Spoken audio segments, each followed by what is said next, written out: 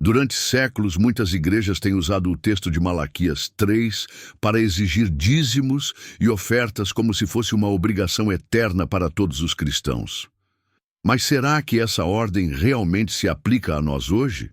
Será que Deus espera que ainda levemos dízimos a um templo que já não existe mais? Hoje vamos mergulhar nas Escrituras e descobrir, à luz da escatologia consumada, o verdadeiro significado de Malaquias 3:10. E você vai se surpreender com o que a Bíblia realmente ensina.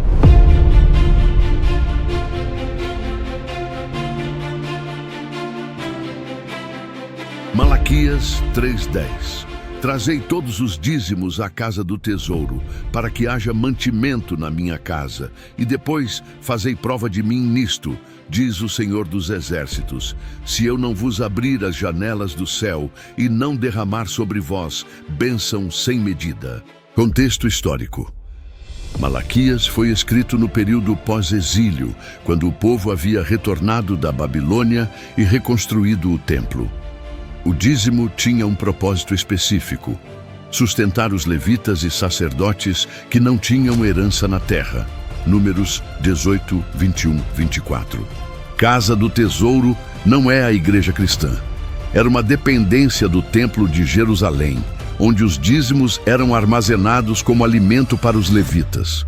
Ponto importante: hoje não existe mais templo em Jerusalém, nem sacerdócio levítico, nem sacrifícios. Logo, esse mandamento perdeu totalmente seu contexto.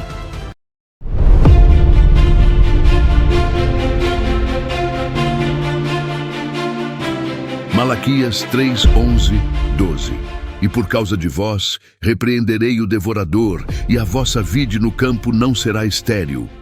Todas as nações vos chamarão bem-aventurados, porque vós sereis uma terra deleitosa, diz o Senhor dos Exércitos. Explicação: as bênçãos prometidas eram agrícolas e territoriais. O devorador era uma referência a pragas, gafanhotos e esterilidade da terra. E note, todas as nações vos chamarão bem-aventurados. Isso foi dito somente a Israel, nunca aos gentios. Essa promessa estava ligada à terra de Canaã. Nunca foi promessa à igreja, que não é uma nação agrícola, mas um povo espiritual em Cristo. Aplicação à escatologia consumada. O mandamento do dízimo nunca foi para os gentios. Efésios 2:12. Mesmo quando estava em vigor, era uma lei para Israel, vinculada à aliança mosaica, ao templo e ao sacerdócio. Em Cristo, todas as coisas se cumpriram. Hoje não buscamos bênçãos por dízimos, mas vivemos na plenitude da nova aliança, onde somos o templo de Deus. 1 Coríntios 3:16.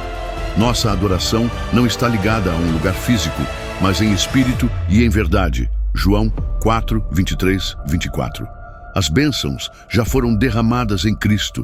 Efésios 1:3. Há alguns que defendem que Jesus pregou sobre o dízimos no Novo Testamento, mas não atentam para o contexto.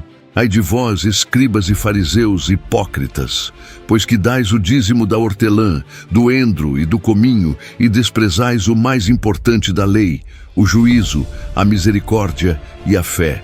Deveis, porém, fazer estas coisas e não omitir aquelas.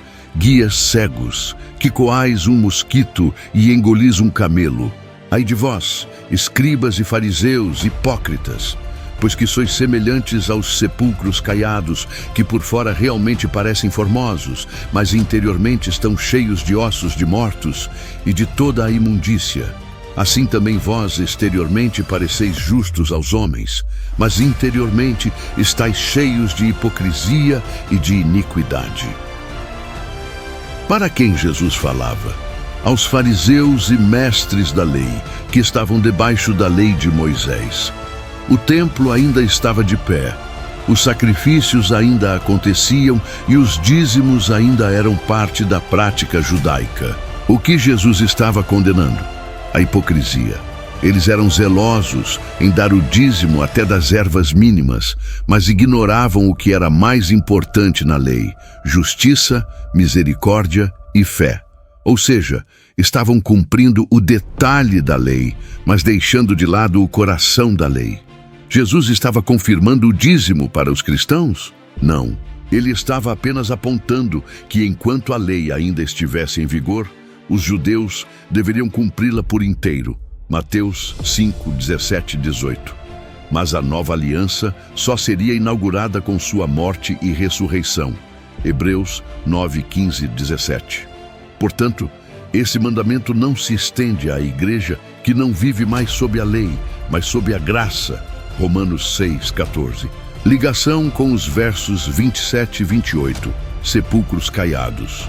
Jesus reforça que os fariseus estavam preocupados com a aparência externa, cumprir rituais como o dízimo, mas internamente estavam mortos. O ensino aqui é contra a hipocrisia religiosa, não a favor da continuidade do dízimo. Mateus 23 não é um mandamento para os cristãos darem dízimo. É uma repreensão direta aos fariseus que viviam sob a antiga aliança.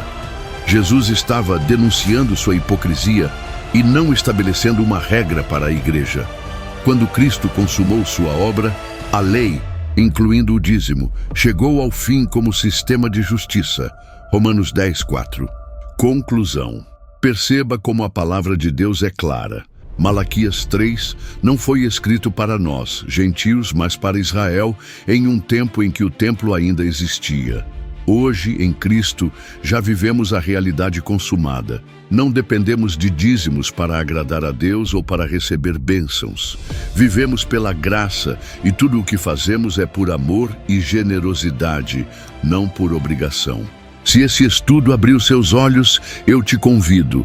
Se inscreva no canal, deixe o seu like e compartilhe este vídeo para que mais pessoas sejam libertas de tradições humanas e conheçam a verdade da escatologia consumada.